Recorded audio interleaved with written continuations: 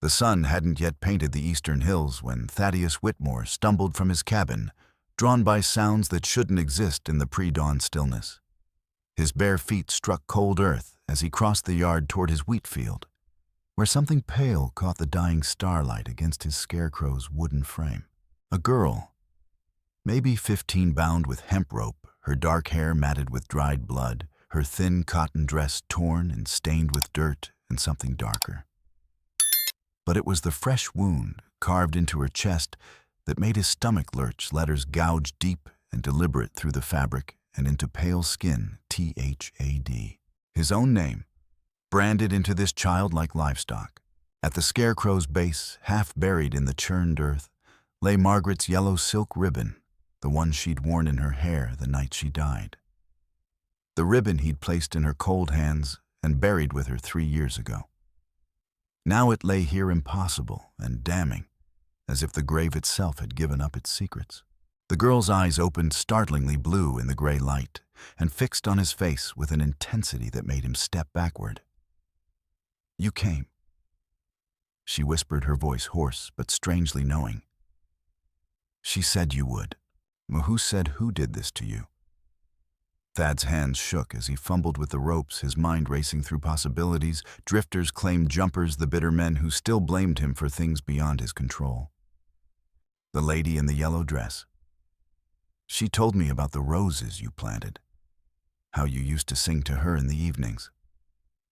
The girl's words hit him like physical blows. "She misses your voice, Thaddeus. She misses the way you'd brush her hair before bed, the way you'd trace patterns on her back when she couldn't sleep. She told me about the song you sang on your wedding night, Barbara Allen, and how you cried when you thought she was asleep." The rope fell away, and Thad caught the girl as she collapsed against him. She weighed almost nothing, all sharp angles and hollow spaces where flesh should be. No stranger could know these things. Margaret had been dead 3 years, buried in the churchyard. Under a granite stone he'd carved himself with trembling hands and a heart full of regret. Yet this broken child spoke of intimate moments that existed only in his memory, and dreams, moments he'd never shared with another living soul. "What's your name?" he asked, lifting her small frame and turning toward the cabin. The wind picked up, whipping across the wheat field with a sound like whispered warnings. "Evangeline," she whispered against his shoulder. "But he calls me Eva. And I think I've been waiting for you my whole life."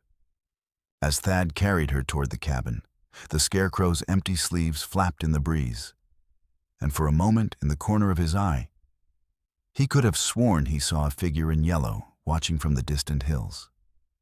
But when he turned to look directly, there was nothing but shadow and stone, and the growing certainty that his carefully constructed world was about to crumble. The morning sun revealed more than Thad wanted to see. Ava's wounds, while deep, had been carefully placed to avoid vital organs, the work of someone with knowledge of anatomy. The carving was precise, deliberate, meant to heal, but leave permanent scars. As he cleaned and bandaged her injuries in his kitchen, using supplies left over from Margaret's final illness, she watched him with those unsettling blue eyes, occasionally murmuring things that made his blood run cold. "The blue china cup," she said, as he offered her water in a tin mug. She always drank her morning coffee from the blue china cup with a small chip on the handle. Her thin fingers touched the mug's rim with surprising gentleness. "You gave it to her for your first anniversary. You bought it from the traveling merchant who came through town that spring, and the one with the eye patch and the nervous laugh. Samuel Hendricks, his name was." Thad's hand trembled as he set down his own cup. That particular piece of china had been Margaret's favorite, broken and thrown away months after her death, when he couldn't bear to see it anymore. But Eva's description of the merchant was unnervingly accurate. Old Samuel Hendricks had indeed had an eye patch and a distinctive laugh that made children hide behind their mother's skirts. "How could you possibly know that?" he asked, studying her face for signs of deception, but finding only pain and exhaustion. Ava's gaze drifted toward the window, where his neglected garden struggled against the harsh soil. She told me about the yellow roses, too. How they were the only flowers that would grow in this hard ground. How you'd bring her one every morning, until... Her voice faded, and fresh tears tracked down her cheeks, leaving clean trails through the dirt and dried blood. Until what? Until the night she died. She said you stopped bringing them because you were angry about the baby. The words hit him like a physical blow. She said you blamed her body for failing you, for not being able to give you the son you wanted. She said you called her barren worthless, a curse on your house. The silence stretched between them, heavy with unspoken questions and the weight of old guilt. The baby, their baby, that had never been the source of their final bitter arguments. Margaret had miscarried in her 4th month, and in his grief and frustration, Thad had said things he could never take back. Cruel things about her body, about her worth as a wife, about the curse that seemed to follow everything he touched. He'd stopped bringing roses because he'd been drowning in his own shame and rage, unable to face the daily reminder of what they'd lost. She never told anyone about the baby. He said quietly, his voice barely above a whisper. Not even the doctor knew. She told me, Ava said simply. She tells me lots of things. About the fights you had, about the way you'd sleep on the floor some nights, rather than share the bed with her. About how she used to cry into her pillow so you wouldn't hear. About the night you came home drunk and told her you wished you'd never married her, that you should have chosen someone who could give you a real family. Each word was like a knife twist in his chest. Those memories, those terrible moments of weakness and cruelty, had haunted him for 3 years. He'd carried them like stones in his heart, and the weight of his own failures crushing him more than any external blame. Ava, he said carefully. Where did you come from? Who brought you here? She pulled the blanket tighter around her shoulders, and for the first time, she looked like what she was, a frightened child who'd been hurt by the adults who should have protected her. My father. He said it was time to meet the man who killed his son.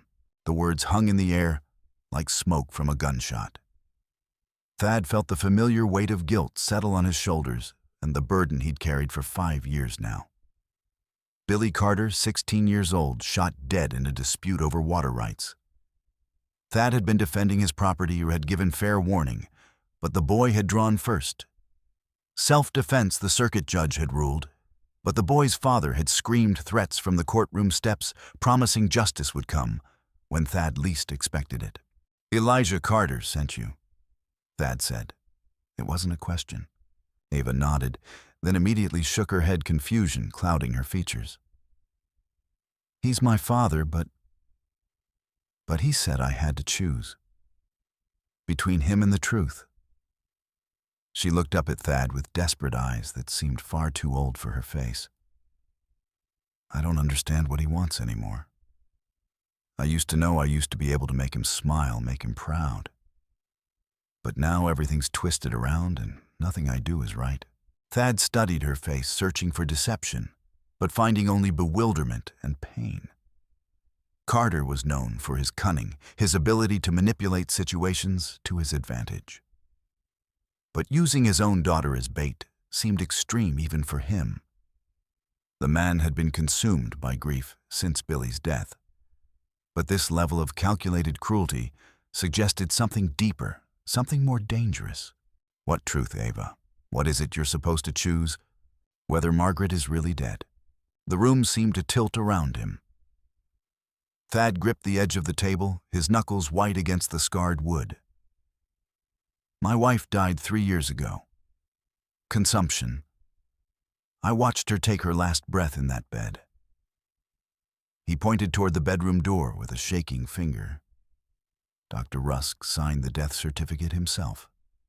Half the town attended her funeral. I know what you watched, Eva said softly. But did you see what happened after? Did you stay with her body until they put her in the ground? The question opened a wound he'd thought had healed.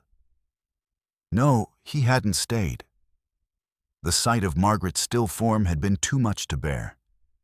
And he'd fled the cabin like a coward, leaving Dr. Rusk to handle the arrangements while he got drunk in the barn and cursed God for taking the one good thing in his life. He'd returned hours later to find the body gone prepared for burial by the town women, and he'd never looked upon his wife's face again. She looked so peaceful, he whispered, like she was just sleeping. Maybe she was, Ava said, and something in her voice made him look at her sharply. Maybe she was sleeping so deeply that only someone who loved her could wake her up. The implication hit him like a thunderbolt. You're saying she's alive. I'm saying maybe death isn't always what it seems. Maybe sometimes people get buried before they're really gone. Maybe sometimes the people we trust most are the ones who betray us. Ava's voice was steady, but her hands shook as she reached for his. My father has been planning this for a long time, Thaddeus. Years. Ever since Billy died. He's been watching you, learning about you, finding ways to hurt you the way you hurt him. By taking my wife, by making you think she was dead when she wasn't. By making you mourn her, blame yourself for her death, live with the guilt of how you treated her. And then, when you were broken down enough, by showing you the truth, that she's been alive, all this time suffering, while you did nothing to save her. The cruelty of it was breathtaking. If Margaret was alive, if she'd been Carter's prisoner for 3 years while Thad mourned her death, then every moment of his grief had been orchestrated, every sleepless night, a deliberate torture. Where is she? He asked. I don't know exactly. Somewhere safe, he says. Somewhere you'll never find her unless he chooses to show you. Ava's voice grew small, frightened. He wants to meet with you tonight, at Devil's Ridge. He said to tell you come alone, or she dies for real this time.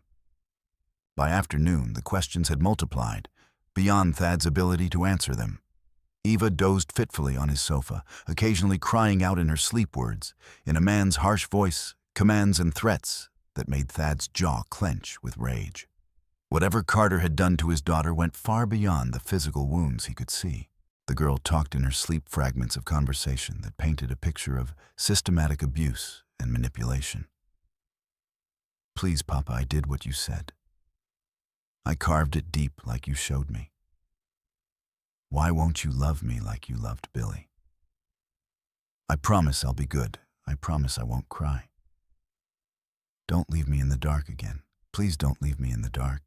When Eva woke, she found him sitting by the window with his rifle across his knees, watching the horizon for movement. The afternoon heat shimmered across the wheat field, creating mirages that looked like approaching riders. You're afraid? She observed, rubbing sleep from her eyes. I'm careful, there's a difference.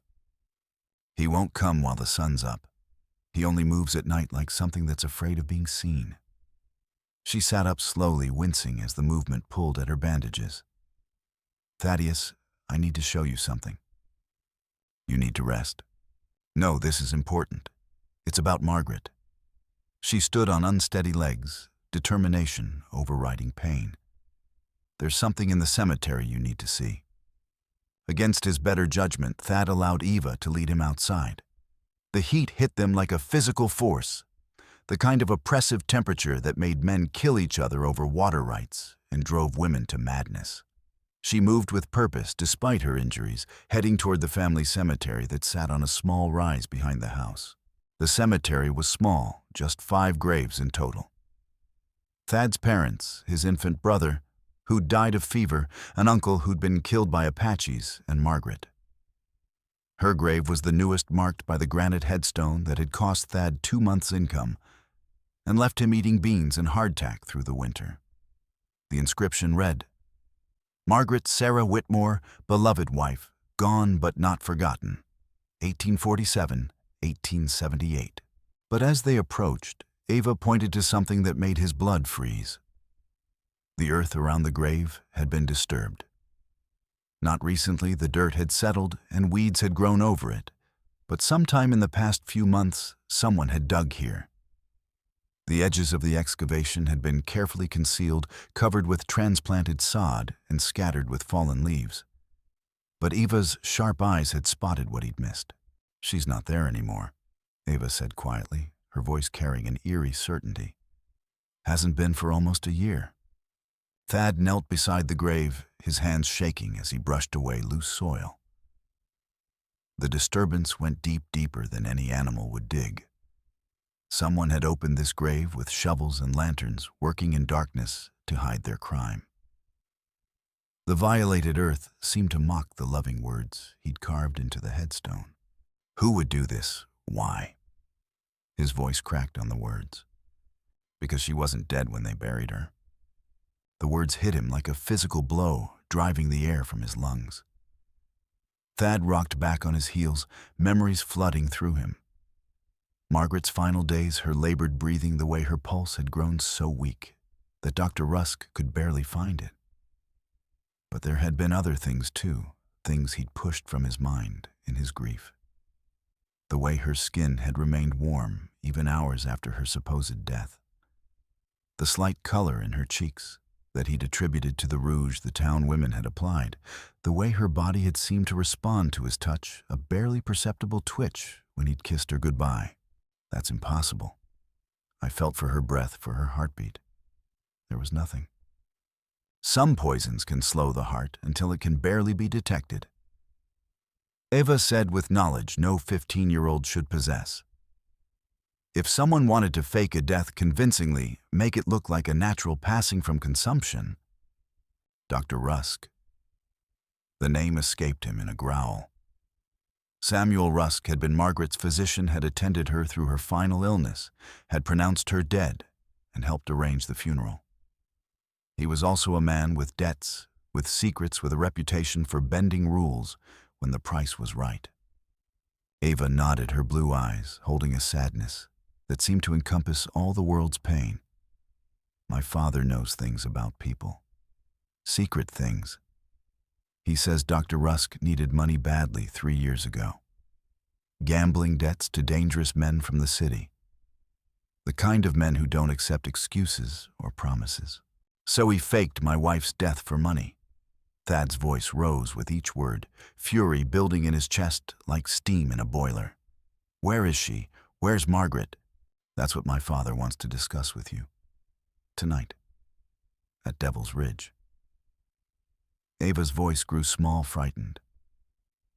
He said to tell you come alone, or she dies for real this time. The threat hung between them like a blade. Thad stared at the violated grave, at the evidence of betrayal so complete, it defied understanding. If Margaret was alive, if she'd been suffering while he mourned her, then every day of the past 3 years had been built on a lie. Why now? He asked. Why reveal this now? Because my father's dying, Ava said simply. The doctor in town says he has maybe 6 months. Cancer in his belly, eating him from the inside. He wants to finish what he started before he goes. And you're part of that finish. Ava's face crumpled, and for a moment she looked like the child she was. I was supposed to be. But seeing you talking to you, I don't think I can do what he wants anymore. What does he want? He wants you to choose. Like he had to choose when Billy died. Between saving someone you love and doing what's right. She looked up at him with eyes full of tears. I think he wants you to hurt the way he's been hurting. I think he wants you to know what it's like to lose everything and have no way to fight back. The wind picked up, rustling through the wheat field, and carrying with it the scent of approaching rain. Storm clouds were gathering on the horizon, dark and heavy with the promise of violence. Thad looked at the desecrated grave, at the frightened girl beside him, at the yellow ribbon still clutched in his hand, and felt the weight of impossible choices settling on his shoulders.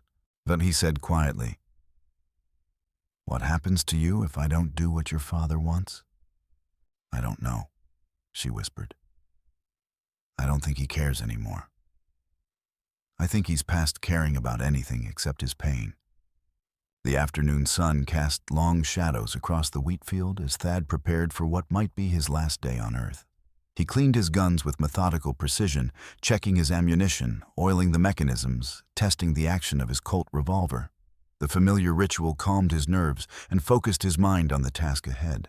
Eva watched him from the kitchen table, picking at the food he'd prepared for her beans and bacon coffee, strong enough to float a horseshoe biscuits that were more flour than anything else. Her appetite was poor, but she seemed to understand the importance of eating, of maintaining strength for whatever was coming. "You don't have to go," she said finally, setting down her fork. "You could take me to town, tell the sheriff what happened. Let the law handle it."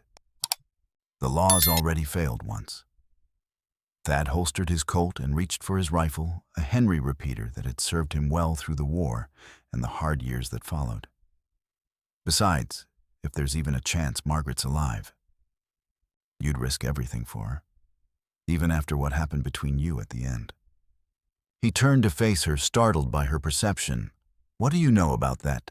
She talks about it sometimes. The arguments, the cold silences, how you stopped bringing her roses after she lost the baby. Eva's eyes held a sadness too deep for her years. She blames herself, you know. Thinks if she'd been a better wife, if she could have given you children, you wouldn't have grown tired of her. Don't. The word came out sharper than he intended. Whatever else Margaret may have been, she was never less than I deserved. The fault was mine. I let fear and frustration poison what we had. Fear of what? The question caught him off guard. He'd never articulated it before, never put words to the anxiety that had driven him to cruelty in those final months. Fear that I wasn't good enough for her. That a woman like Margaret, educated, gentle, from a good family back east, would eventually realize she'd made a mistake marrying a dirt farmer with blood on his hands. "So you pushed her away first?" "I suppose I did." He checked his rifle one more time, then slung it across his shoulder. "Coward's way out." "Then why are you hesitating now?" The question stopped him cold. He was strapping on his gun belt, gathering supplies for what could be a trap, yet some part of him was indeed hesitating. "Because I'm afraid," he admitted. "Afraid she won't forgive me. Afraid of what 3 years in Carter's hands might have done to her.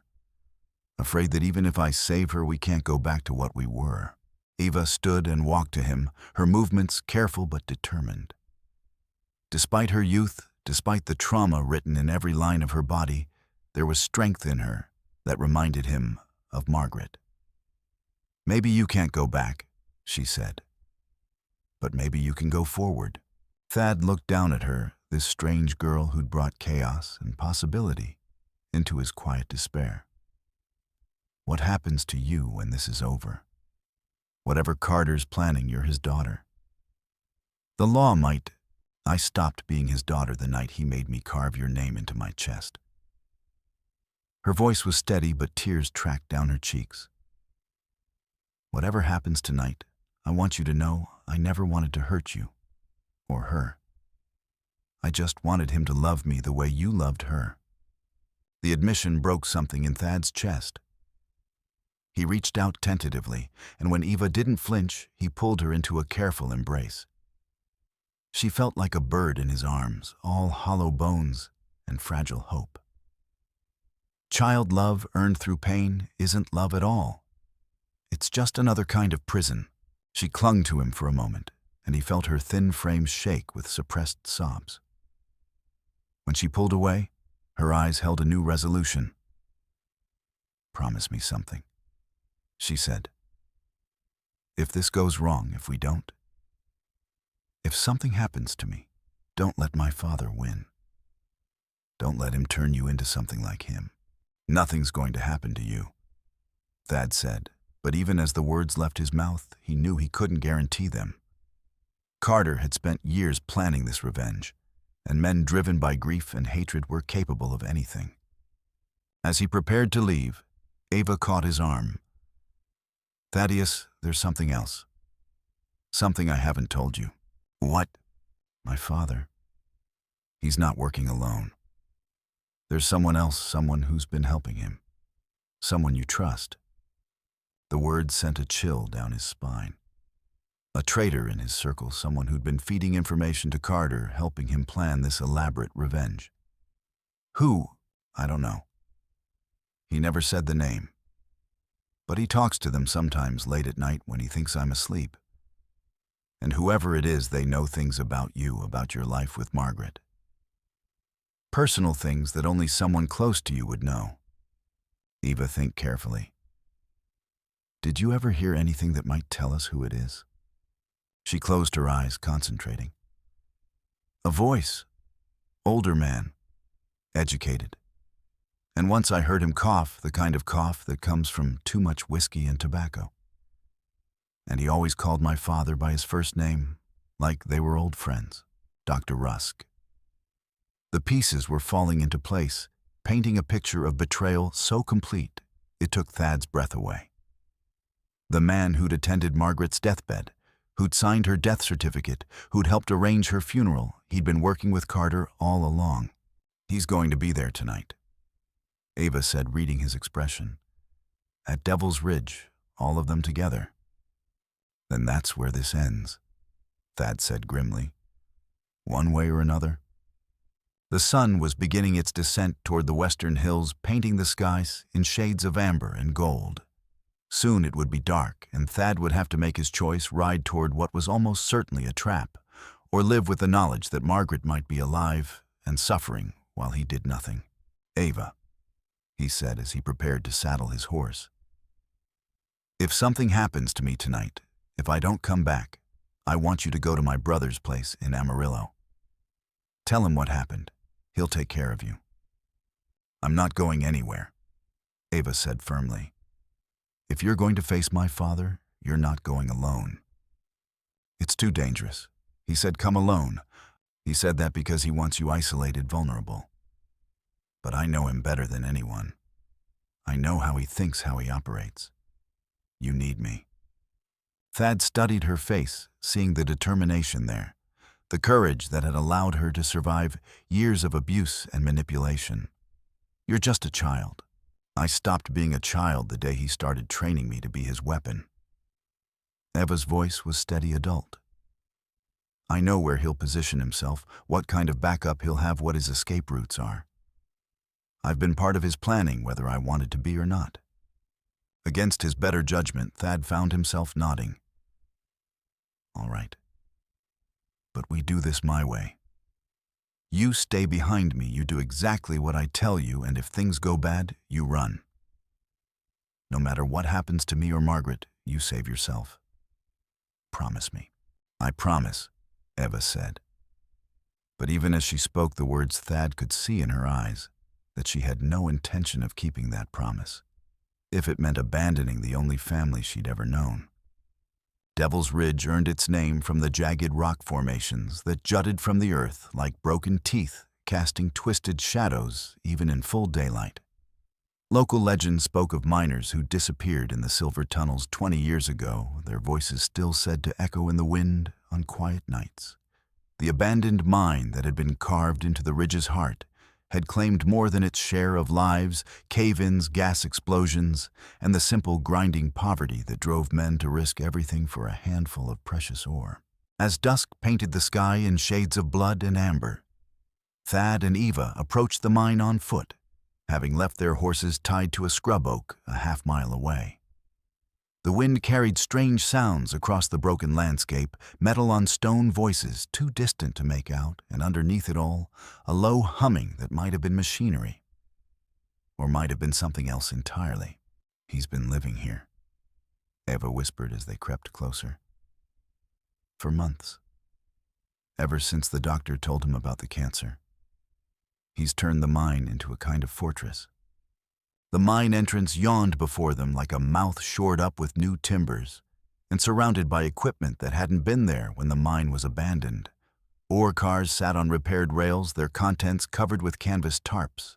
Lanterns hung from posts, casting dancing shadows across the broken ground. The whole place had been transformed from a symbol of abandonment into an active, if secretive, operation. What's he been doing here? Thad asked. Preparing, planning, building his trap. Ava's voice was tight with fear, and something else, anticipation maybe, or relief, that the long deception was finally coming to an end. He's been moving supplies, setting up living quarters, even bringing exactly. Carter's laugh was a broken sound that echoed off the stone walls. Now you understand what the last 5 years have been like for me. Every day choosing between the son I lost and the daughter I never wanted. Between justice and mercy. Between love and revenge. And Eva made muffled sounds behind her gag, struggling against her bonds.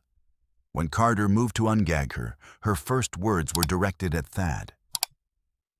The dynamite's real. I helped him set it up. There's a timer mechanism hidden in the back tunnel. He's going to blow the whole mine. Carter's face darkened with rage. Ungrateful little. His hand cracked across Eva's face, snapping her head to the side. I should have drowned you the day you were born, but you didn't. Ava said, blood trickling from her split lip. Because even you aren't monster enough to kill your own child. Just like you're not monster enough to blow up innocent people. The truth hung in the air like smoke from a gunshot. But as Thad studied Carter's face, he saw something that made his blood freeze. The man wasn't bluffing. The explosives were real. The timer was real. And Carter had moved beyond the point where normal human restraints applied. She's wrong about one thing, Carter said quietly. I am monster enough. The cancer's eating me alive, Whitmore. I've got maybe 2 months left. What's the point of mercy when you're already dead?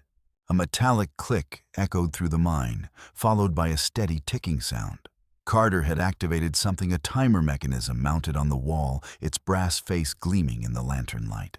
30 minutes, Carter said with satisfaction. Enough time for you to make your choice and live with it for a few precious moments before the mountain comes down on all of us. You're insane, Margaret whispered. You'll kill yourself too. I'm dying anyway. At least this way I take my enemies with me. Carter's eyes held the flat, empty look of a man who'd abandoned all hope. But I'm not completely without mercy. I'll give you a sporting chance, Whitmore. There's a second tunnel that leads out the back of the mine. Take one person with you, Margaret or Eva, and run. You might make it to safety before the explosion. 29 minutes and counting. Choose, Carter said, raising his rifle. Choose now, or I'll choose for you. Thad looked from Margaret to Eva, both women watching him with desperate eyes. The weight of the decision threatened to crush him, save his wife, and condemn an innocent child, or save the child and abandon the woman he'd loved for over a decade. There has to be another way, he said. There is no other way. Carter's voice rose to a shout. This is what choice feels like, Whitmore. This is what I felt when your bullet took my son. Make your decision. 28 minutes. But as Carter ranted, Thad noticed something. Ava's eyes weren't focused on him. They were focused on something behind him. Following her gaze, he saw a shadow moving in the tunnel entrance. Someone else was here. The crack of a rifle shot echoed through the mine, but it wasn't Carter who fired. Dr. Samuel Rusk stepped from the shadows near the mine's rear entrance, smoke still rising from the barrel of his weapon. Carter spun, clutching his shoulder where the bullet had torn through flesh and bone, his own rifle clattering to the stone floor. Couldn't let you finish this, Elijah. Rusk said, his voice steady despite the tremor in his hands. Too many people know the truth now. Too many loose ends that could unravel everything. 27 minutes. The mine seemed to shrink around them as the full scope of the conspiracy became clear. Dr. Rusk had been waiting in the shadows, listening to Carter's confession, waiting for the moment when he could silence all the witnesses to his crimes. His gambling debts had made him desperate enough to fake Margaret's death 3 years ago, but Carter's revenge plot threatened to expose everything. You, Margaret breathed, staring at the man who had betrayed her trust so completely. You let me be buried alive. The laudanum was supposed to be temporary. Rusk said, but his justification sounded hollow even to him. Just enough to simulate death until the funeral was over. Carter was supposed to dig you up within hours, take you somewhere safe while I dealt with my creditors. But you didn't count on Elijah's need for revenge. Thad said, understanding flooding through him. He kept her instead of freeing her. I kept her safe. Carter protested, blood seeping through his fingers as he pressed his hand to his wounded shoulder. I fed her, cared for her, gave her shelter when this bastard would have let her rot in the ground. You made her a prisoner. Ava said, having worked her way partially free from her bonds. Just like you did to me. Love isn't supposed to be a cage, Father. It's supposed to set you free. 25 minutes. Rusk moved closer, his rifle trained on the group. None of this matters now. What matters is that this ends here tonight with all of you dead and me free to start fresh somewhere else. With what money? Thad asked. If you're still running from gambling debts after 3 years. Carter's been paying me, Rusk said with a bitter laugh. Monthly payments to keep Margaret alive, to provide medical care, to keep my mouth shut about his son's real character. Turns out Billy wasn't the innocent boy everyone thought. He had debts, too dangerous ones. The water rights dispute was just his way of trying to steal enough land to pay off what he owed. The revelation hit Carter like a physical blow. That's a lie. Billy was a good boy, a decent... Billy was a thief and a coward who got in over his head with the wrong people, Rusk said coldly. He'd been stealing from you for months, selling your cattle, even your wife's jewelry. The money you thought went to drought losses, Billy took it to pay his gambling debts. He drew on Whitmore because he was desperate, not because he was defending principle. Your whole crusade has been built on a lie. 23 minutes. Carter's face went ashen, the last foundations of his world crumbling around him. No.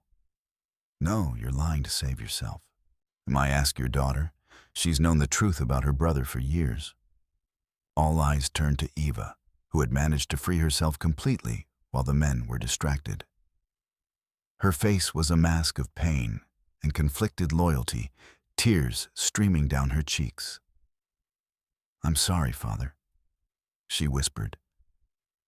I tried to tell you, but you never wanted to hear it.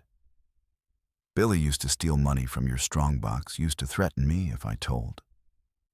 He said he was in trouble with men from the city, bad men who would hurt all of us if he couldn't pay what he owed them.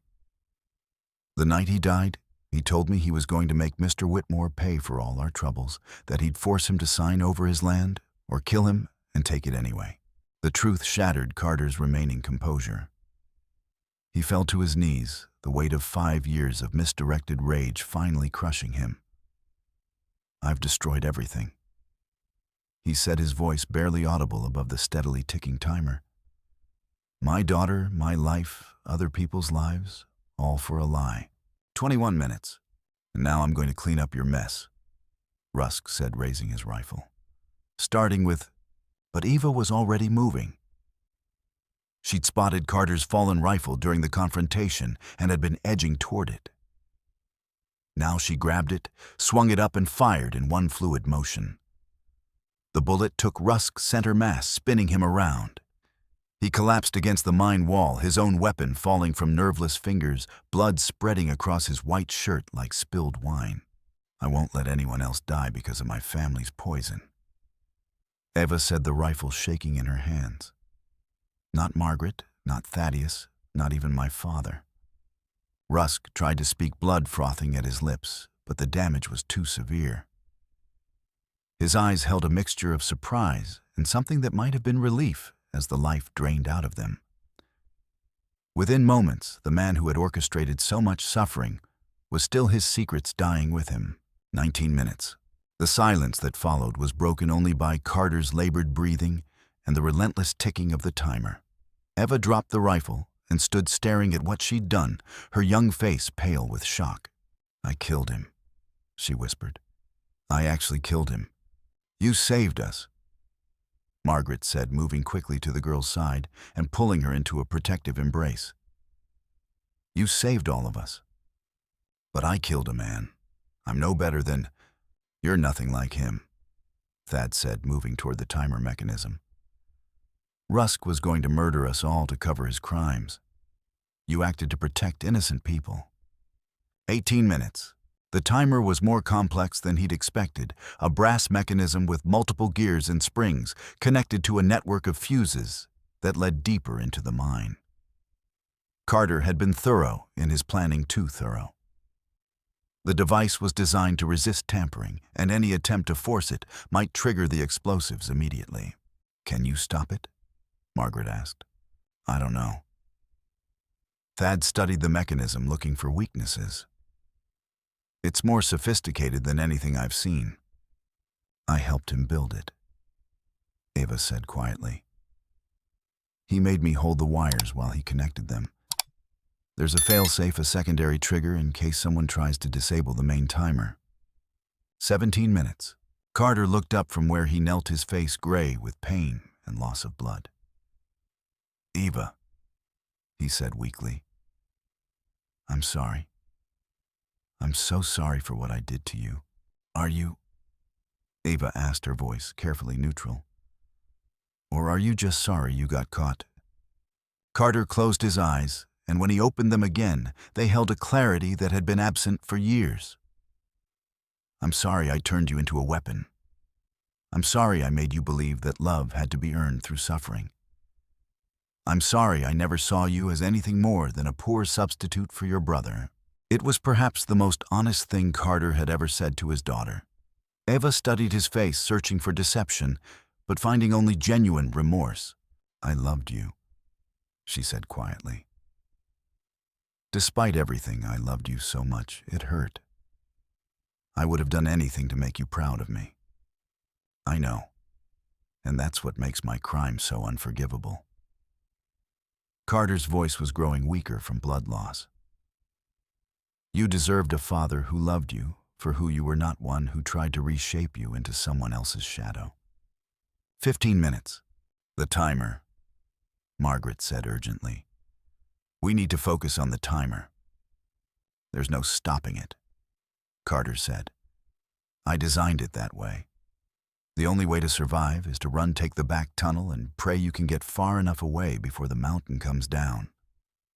What about you? Eva asked. I'm dying anyway. The cancer, the blood loss, I'm not going anywhere. Carter looked at his daughter with something approaching love. But you can. You all can. Take the back tunnel, follow it for half a mile, and you'll come out on the other side of the ridge. From there, you can make it to safety. 14 minutes. We're not leaving you, Margaret said firmly. We're not leaving anyone. Then we all die, Carter said. Is that what you want? Thad was still studying the timer, his mind racing through possibilities. The mechanism was complex, but it was also mechanical, and mechanical things had weaknesses. Ava, he said suddenly. When you helped him build this, did you see where the main power source is? There's a battery pack in the back chamber, Eva said. But it's connected to the failsafe. If you disconnect it, the whole thing goes off immediately. Thad finished. I know. But what if we could create a power surge, overload the system? How?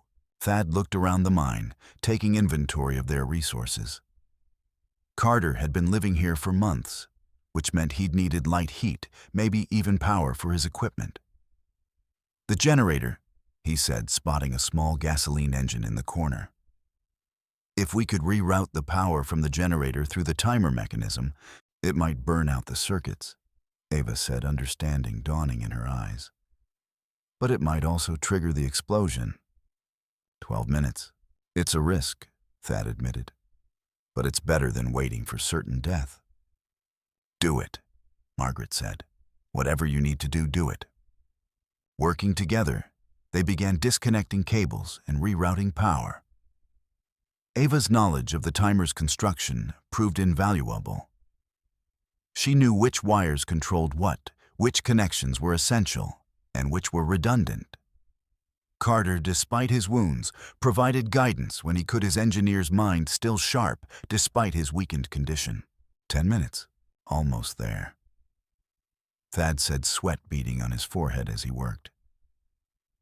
Eva, when I tell you start the generator and push it to full throttle. Margaret, be ready to run if this goes wrong. I'm not running, Margaret said. We do this together or not at all. 8 minutes. Now, Thad shouted. Eva yanked the generator's starting cord and the engine roared to life. Power surged through the hastily connected cables and the timer mechanism began to smoke. Sparks flew from the brass housing and the steady ticking became erratic. 7 minutes, then 6, then 5. And suddenly the display went dark. For a moment, nobody moved. The mine was silent, except for the rumble of the generator and the sound of their own breathing. Is it over? Margaret whispered. I think so, Thad said. But even as he spoke, he heard a new sound, a deep rumbling from somewhere in the mine's depths. Or maybe not. The rumbling grew louder, and dust began to fall from the ceiling. The power surge had disabled the timer, but it had also triggered something else, a secondary system that Carter had built as a final failsafe. The whole mine's going to collapse. Carter said, his voice matter-of-fact despite the blood loss. I wired charges throughout the main support beams. If the timer failed, the backup system would bring the whole mountain down anyway. How long do we have? Eva asked. Minutes, maybe less. They ran through the back tunnel, Carter supported between Thad and Margaret Eva, leading the way with a lantern. The rumbling grew louder behind them, and they could hear the groaning of stressed timber as the mine's support structure began to fail. There. Eva pointed ahead to a glimmer of starlight. The exit. They emerged from the tunnel just as the first major collapse occurred. The ground shook beneath their feet, and a cloud of dust and debris erupted from the mine entrance. They kept running, putting distance between themselves and the disintegrating mountain, until finally the rumbling stopped, and an eerie silence fell over the landscape. Devil's Ridge was gone. Where the mine entrance had been, there was now only a pile of rubble and broken stone. The mountain had reclaimed its silver, and with it the secrets and lies that had festered in its depths for so long. Carter collapsed as soon as they stopped, his strength finally giving out. Eva knelt beside him, taking his hand in hers. I'm proud of you, he whispered. For the first time in your life, I'm truly proud of you. Don't talk, Eva said, tears streaming down her face. Save your strength. For what I'm dying, child. We both know it. Carter's voice was fading, but his eyes were clear. I want you to know, somewhere inside the monster I became, there was a man who loved you. He was buried under years of grief and madness. But he was there. I know, Eva said. I could feel him sometimes fighting to get out.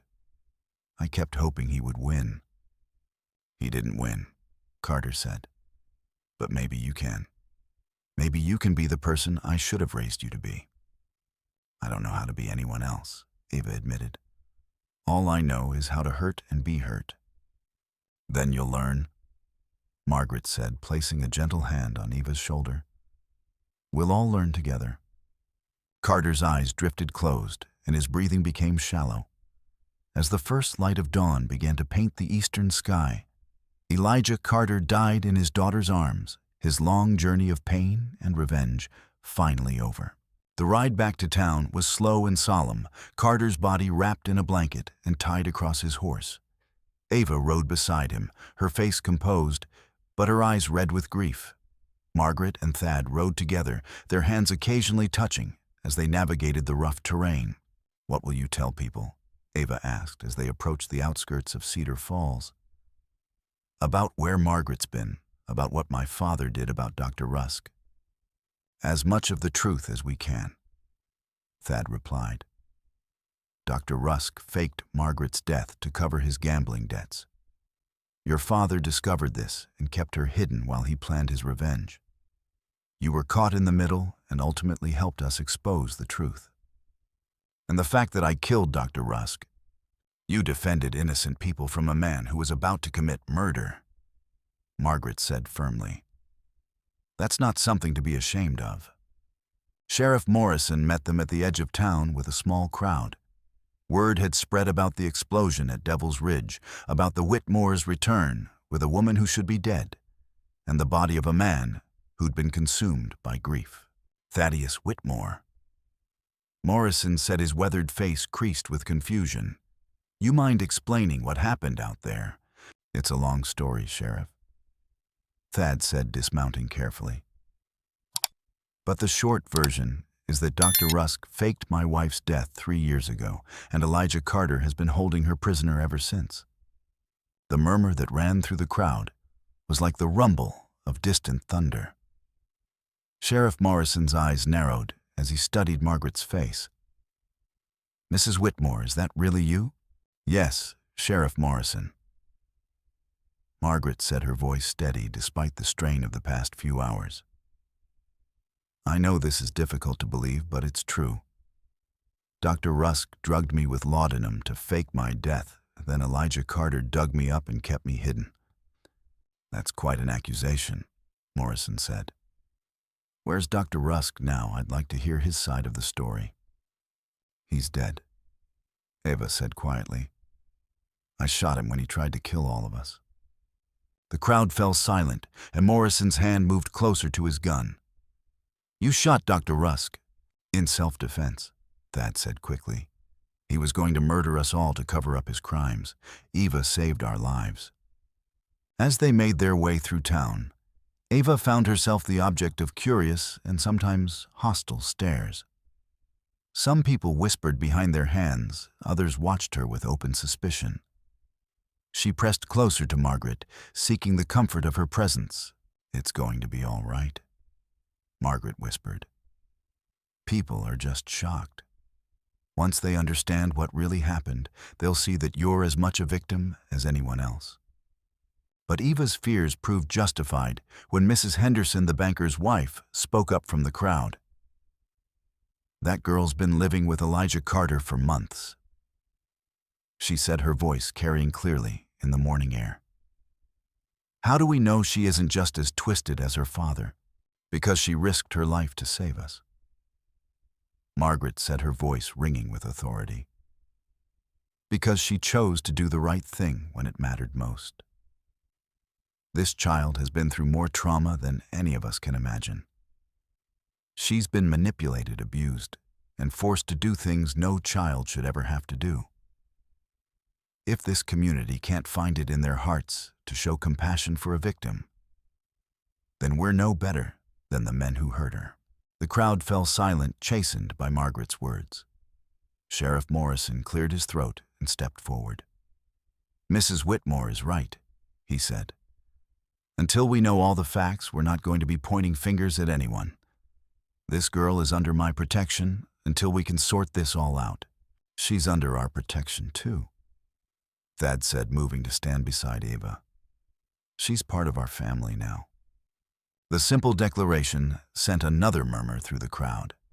The idea of the Whitmores adopting Elijah Carter's daughter was almost as shocking as Margaret's return from the dead. Thaddeus, the sheriff said quietly, you sure about this? Taking on Carter's daughter with all the history between you and him? I've never been more sure of anything in my life, Thad replied. This girl has shown more courage and integrity than most adults I know. She deserves a chance at a real life, a real family. 3 weeks later, Judge Harrison arrived in Cedar Falls to conduct formal hearings into the events at Devil's Ridge.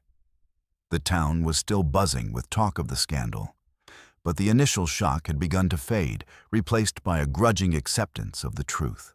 Ava had been staying with the Whitmores, slowly adjusting to life, in a family that operated on love rather than fear.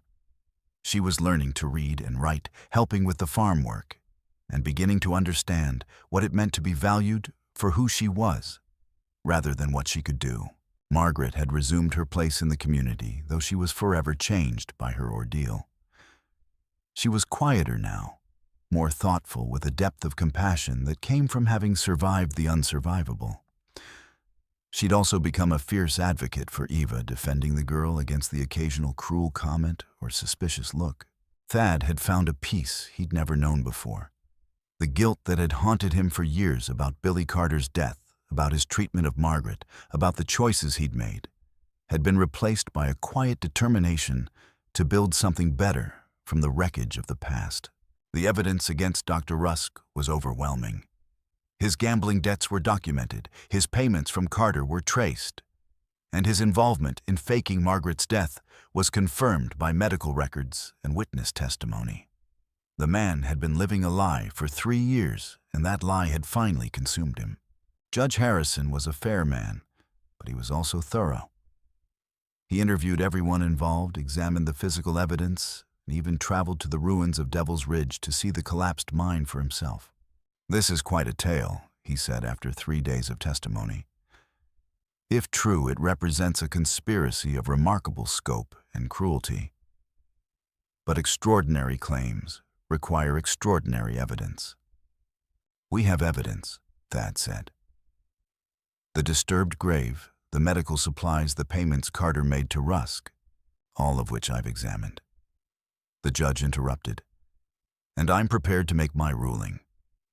The courtroom was packed with townspeople, all eager to hear the official verdict on a case that had captivated their community. Eva sat between Margaret and Thad, her hands folded in her lap, her face composed despite the anxiety that showed in her eyes. Based on the evidence presented, Judge Harrison began, "I find that Mrs. Margaret Whitmore was indeed the victim of a conspiracy between Dr. Samuel Rusk and Mr. Elijah Carter. Dr. Rusk faked her death to cover his gambling debts, and Mr. Carter discovered this and held her prisoner while planning his revenge." A murmur ran through the crowd, but the judge raised his hand for silence.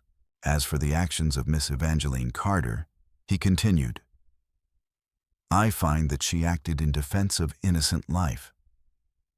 While the taking of any life is regrettable, her actions were justified under the circumstances. However, given her age and the traumatic experiences she's endured, I'm ordering her to be placed in the custody of a suitable guardian. We'd like to formally adopt her," Thad said, rising to his feet. "I thought you might," the judge said with a slight smile. "However, there are legal procedures to follow. For now, I'm placing her in your temporary custody, Mr. and Mrs. Whitmore. We'll revisit the adoption question in 6 months once the dust has settled, and we can ensure this is truly in the child's best interests." As the crowd began to disperse, Eva found herself surrounded by people offering congratulations and support. The initial suspicion had largely faded, replaced by sympathy for a girl who'd been caught in circumstances beyond her control. "Thank you," she said to Margaret and Thad as they walked home together. "For everything. For saving me, for believing in me, for giving me a chance." "You saved us too," Margaret replied. "You brought us back to each other. And you showed us that redemption is possible," Thad added. "That even the most broken things can be made whole again." 6 months later, the adoption papers were signed in a small ceremony at the courthouse. Eva officially became Evangeline Whitmore, and the transformation was visible to everyone who knew her. She had grown taller and stronger, her scars fading to thin lines that no longer defined her identity. She was excelling in her studies with the town's new teacher, Miss Patterson, and had developed a talent for drawing that surprised everyone, including herself. Margaret and Thad had renewed their wedding vows in the same church where her funeral had been held 3 years earlier. It was a small ceremony, but it carried deep meaning for all who attended. Their second chance at marriage was different from their first, deeper, more honest, built on the understanding that love was a daily choice rather than a guaranteed feeling. The community had largely accepted the truth of what had happened, though there were still some who whispered about the Carter girl and watched Eva with curious eyes. But there were also those who had come to see her for who she truly was, a survivor. A young woman of remarkable courage and compassion, who had chosen love over hatred when it mattered most. On this particular autumn evening, as the first anniversary of the night at Devil's Ridge approached, the three of them stood together in Margaret's restored garden.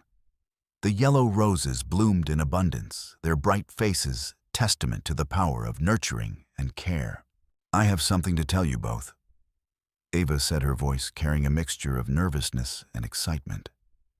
"Miss Patterson thinks I'm ready for advanced studies. She's recommended me for a scholarship to the teaching college in Denver." Margaret and Thad exchanged glances, pride and concern warring in their expressions. "That's wonderful, Ava," Margaret said. "But Denver is so far away." "I know," Ava said. "And I'm scared. But I'm also excited. I want to become a teacher to help other children who are struggling the way I did. I want to use my experience to make a difference." "When would you leave?" Thad asked. "Next fall, if I decide to go." Eva looked at them both anxiously. "But I want your blessing. You're my family, and I won't go if you don't want me to." "Oh, sweetheart," Margaret said, pulling Eva into a tight embrace. "Of course you have our blessing. We're so proud of you. But we'll miss you terribly," Thad added, joining the embrace. "I'll miss you too," Eva said, tears streaming down her face. "But you taught me that family isn't about being in the same place. It's about carrying each other in your hearts." "You'll always have a home here," Margaret said firmly. "No matter where you go or what you do, you'll always have a place to come back to." As they stood together in the garden, surrounded by the flowers that had become symbols of their resilience and hope, Ava felt a deep sense of peace. She had traveled from darkness into light, from hatred into love, from isolation into belonging. The scars would always be there, but they were no longer sources of shame. They were reminders of how far she had come, of the strength she had found within herself. "Thank you," she said quietly, "for everything. For saving me, for loving me, for showing me what family really means." "You saved us too," Margaret said. "You brought us back to each other. And you showed us that redemption is possible," Thad added. "That even the most broken things can be made whole again." As the sun set over the wheat fields, painting the sky in shades of gold and amber, the three of them made their way back toward the cabin. The scarecrow that had once held Eva's tortured form now stood peacefully in the field, its arms spread wide, as if embracing the world. In the distance, where Devil's Ridge had once stood, a pile of rubble marked the spot where so much pain had been born and ended. But the land was already beginning to heal, wildflowers growing between the stones, nature reclaiming what had been damaged by human hatred and greed. 5 years later, Eva returned to Cedar Falls for the first time since leaving for college. She was now a certified teacher, poised and confident with a kind of quiet strength that came from having survived the worst and chosen to build something better from the wreckage. Margaret and Thad met her at the train station, their faces beaming with pride. Eva had grown into a beautiful young woman, but more importantly, she had grown into someone who used her pain to help others heal. "Welcome home," Margaret said, embracing her daughter tightly. "It's good to be back," Ava said, though she noticed the changes in both of them. Margaret's hair was grayer now, and Thad moved with the careful deliberation of someone fighting off the effects of age and hard work. But their eyes were bright with happiness, and their love for each other was as strong as ever. As they drove through town, Ava was amazed by the changes. New buildings, new people, new businesses, Cedar Falls was growing and prospering. But some things remained the same. The cemetery where her father lay was still well tended, and she could see that someone had been caring for the grave, keeping it free of weeds and decorated with fresh flowers. "I've been accepted for a position at the school here," Ava announced as they sat around the kitchen table that evening. "If you'll have me back, I'd like to come home permanently." Margaret's eyes filled with tears. "Of course we'll have you back. This is your home." "But why?" Thad asked. "You could teach anywhere in bigger cities with more opportunities." "Because this is where I learned what love really means," Eva said simply. "This is where I learned that family isn't about blood, but about choice. This is where I learned that healing is possible, that forgiveness can break even the strongest chains of hatred." She paused, looking around the kitchen that had become her first real home. "And because there are other children here who need what you gave me the chance to learn, that they're worth loving, that their past doesn't have to define their future." Margaret reached across the table and took Eva's hand. "You're going to be an amazing teacher." "I hope so," Eva said. "I want to help children who are hurting, who are lost, who think there's no way out of their pain. I want to show them that there's always hope, always a chance to start over." That night, as Ava settled into her old room, now redecorated but still holding the same sense of safety and belonging, she reflected on the journey that had brought her full circle. From the broken girl tied to a scarecrow to the confident woman she'd become, it had been a path marked by both tremendous pain and extraordinary grace. The scars on her chest had faded to thin white lines, barely visible now unless you knew where to look. But the deeper scars, the ones carved into her soul by years of manipulation and abuse, had healed in ways she'd never thought possible. Love had been the medicine-patient, persistent, unconditional love that had slowly taught her to see herself as worthy of good things. 10 years later, Eva Whitmore was known throughout the county as one of the finest teachers anyone had ever seen. She had a special gift for reaching troubled children, for seeing past their anger and defiance to the hurt beneath. Her classroom was a sanctuary, where broken things could be mended, where lost souls could find their way home. She had never married, though she'd had several suitors over the years. She preferred to devote her energy to her students, to Margaret and Thaddeus, to the community that had given her a second chance at life. Her family was unconventional, but it was complete. Margaret and Thaddeus had aged gracefully, their love deepening with each passing year. They were grandparents now, in all but blood, doting on Eva's students and opening their home to any child who needed shelter, food, or simply a safe place to be. On this particular evening, as the three of them sat on the porch, watching the sunset paint the wheat fields gold, Eva reflected on the strange turns her life had taken. From victim to survivor to healer, it had been a journey she never could have imagined when she was a broken girl tied to a scarecrow. "Do you ever wonder what would have happened if things had been different?" Eva asked. "If Dr. Rusk hadn't been greedy, if my father hadn't been consumed by grief, if Billy had made better choices." "Sometimes," Margaret said. "But then I remember that we can't change the past. We can only choose what to do with it. And we chose to build something beautiful from the ashes," Thaddeus added. "We chose love over hate, hope over despair, healing over revenge. The children I teach." Ava said, "They often ask me how I survived what I went through, how I found the strength to keep going when everything seemed hopeless." "What do you tell them?" Margaret asked. "I tell them that survival isn't about being strong all the time. It's about finding people who will be strong for you when you can't be strong for yourself. It's about learning that your worth isn't determined by what's been done to you, but by what you choose to do with your life." As the stars began to appear in the darkening sky, Eva thought about all the children she'd taught over the years, the angry ones, the scared ones, the ones who carried secrets too heavy for their small shoulders. She thought about the letters she received from former students telling her about their lives, their families, their successes and struggles. "I want to write a book," she said suddenly, "about what happened to us, about what we learned, about how healing is possible, even when it seems impossible." "That's a wonderful idea," Margaret said. "Your story could help so many people." Our story, Ava corrected. It's not just my story.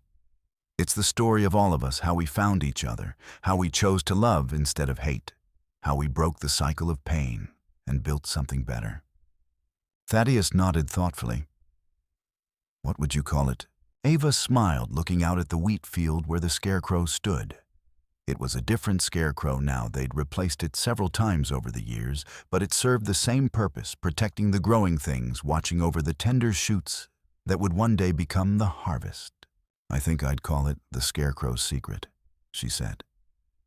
Because that's where it all began, with a secret carved into flesh, a truth hidden in darkness, and the courage to choose light over shadow. As they prepared to go inside, Ava took one last look at the field where her nightmare had begun and her new life had started. Thank you, she whispered to the wind, to the stars, to the memory of that terrible night that had somehow led to this beautiful life. Thank you for showing me that even the darkest beginnings can lead to the brightest endings. Inside the warm, lamplit cabin, Margaret was preparing tea while Thaddeus stoked the fire. Eva joined them, settling into her favorite chair with a book and a blanket, surrounded by the quiet contentment of a family that had been forged in fire and tempered by love. The scarecrow stood guard over the wheat field, its arms outstretched in a gesture that could have been threatening or welcoming, depending on how you chose to see it. But Ava saw only protection now, only love watching over the growing things, only hope standing sentinel against the darkness. In the morning, there would be children to teach lessons, to plan hearts to heal. But tonight, there was simply peace, the deep, abiding peace that comes from knowing you are exactly where you belong, with exactly the people who love you, living exactly the life you were meant to live.